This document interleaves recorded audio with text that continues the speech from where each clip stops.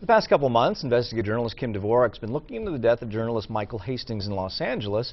This morning, she has some new information into what Hastings was working on just before he died in a fiery car explosion. Now, of note, the Hastings article is set to come out posthumously in a couple of weeks, we have learned. Good morning, Kim. Nice to see you this morning. Morning. Thank you. So you have new information about what Mr. Hastings was working on. Yeah, I believe we have some sound on tape here from his wife on CNN earlier this week. Okay, yeah, she made an appearance, Michael Hastings' widow.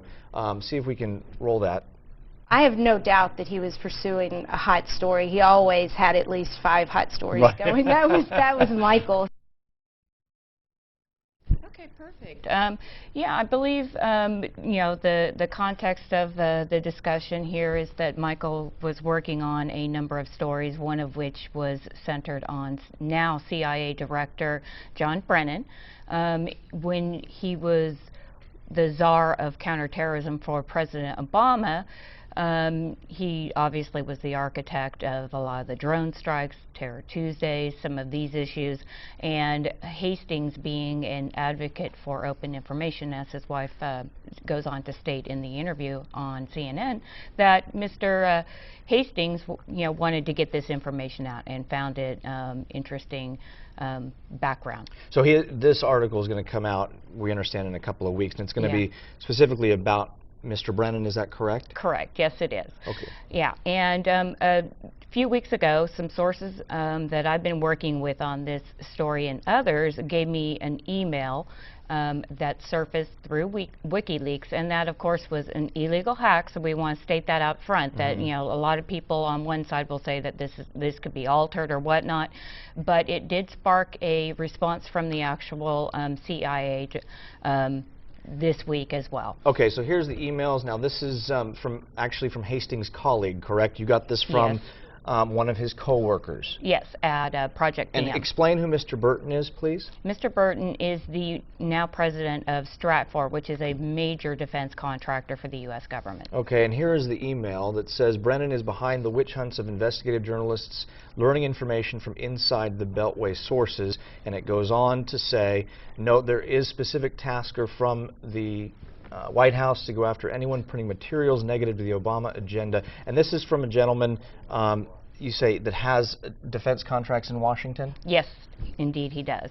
And this email was directed towards Mr. Brennan, which prompted San Diego 6 and myself to reach out to the CIA just to get confirmation, in which they did. They promptly returned emails and a phone call to ensure that they knew Mr. Hastings. They were saddened by his death. They were aware that he was working on stories and that they had a very cordial working relationship. And we have that email from the CIA. If we could bring that up and show exactly what the response was. Here's the media spokesperson from the CIA, Todd Ebitz.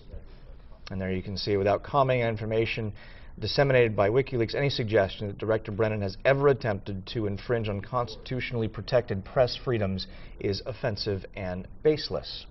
So there you have it. You have both sides of the story, and we let the viewers decide what they want to believe in all of this, and we'll wait and see what's going on with Mr. Hastings' story when it comes out in Rolling Stone. It should be pointed out that Mr. Hastings' widow did make a television appearance saying that any suggestion that this was intended, his death was intended, is not correct, that his death was a tragic just a tragedy, that there was no malfeasance involved. Do you?